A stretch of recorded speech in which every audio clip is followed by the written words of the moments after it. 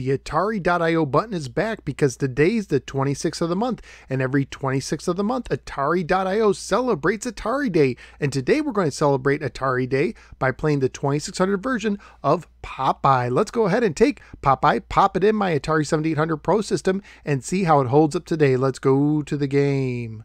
Popeye was published by Parker Brothers and carries a copyright year of 1983. It is based on the 1982 Nintendo arcade game. It was programmed by Joseph Goucher, who also made the 2600 James Bond game for Parker Brothers.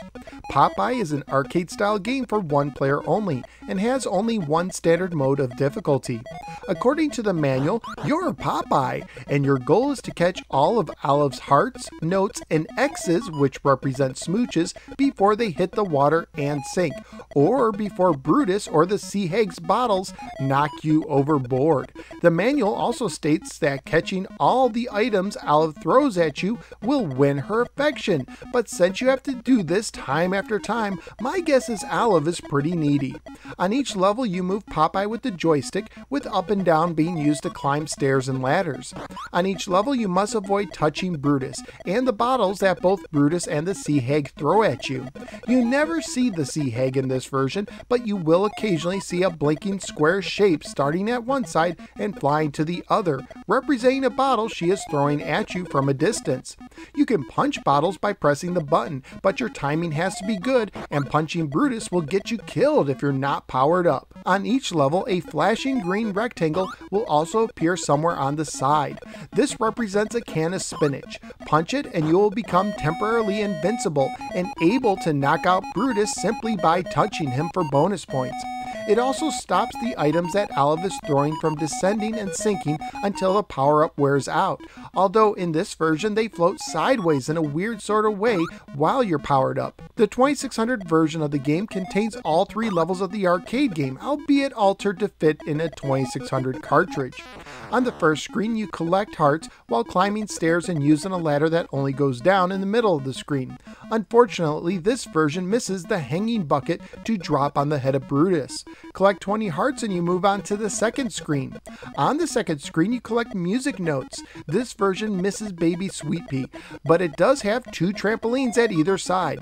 I found this stage the toughest due to the placement of the stairs at the bottom of the screen, giving you a tiny area to avoid Brutus if he is near, especially since you can only jump on the trampolines from above. Collect 20 notes and you move to the third and final screen. The third screen has you catching X-shaped kisses on a boat. There's also a sliding floor at the top instead of a moving platform, but Bernard the Vulture is missing. Collect 20 smooches and you go back to the first screen at a higher difficulty.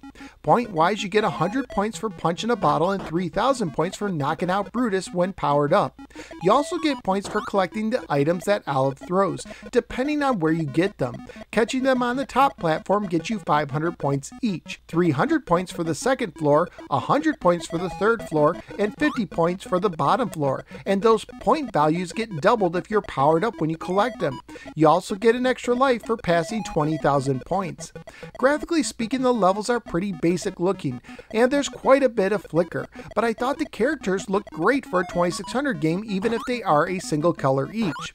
Sound and music wise, I thought the game sounded great for the system, especially the music. Family friendly wise, I anticipate this game would get an E for everyone rating if it was rated today. At the time I researched on eBay, including shipping, loose copies were going for $4 to $6 and one complete copy sold for $20. So what did I think of Popeye on the Atari 2600? First of all, this game is tough. It took me a while just to get through all three screens once, and once I did and the difficulty increased, forget about it. The controls are good, although you have to be precise when punching the bottles. And this version has been watered down, but it has all three screens and great music. But most importantly, the game is surprisingly fun. So where am I going to rank Popeye? A lot higher than I thought I would, somewhere in the high 30s. I like fast food more at 32, but I am going to put this over Akari Warriors scores at 33. So out of the 133 games I've now ranked on 2600, Popeye is grabbing the 33 position. Popeye is an impressive arcade port for the 2600. So what do you think of the game? Whether you agree or disagree with me, feel free to let me know in the comments below. Also feel free to click the like and subscribe buttons and follow me on both the Facebook and the Twitter. I'm also a member of the Retro Junkies Network. At this time, I'd like to thank Richard the Prisoner for supporting the show at patreon.com/NoSwearGamer.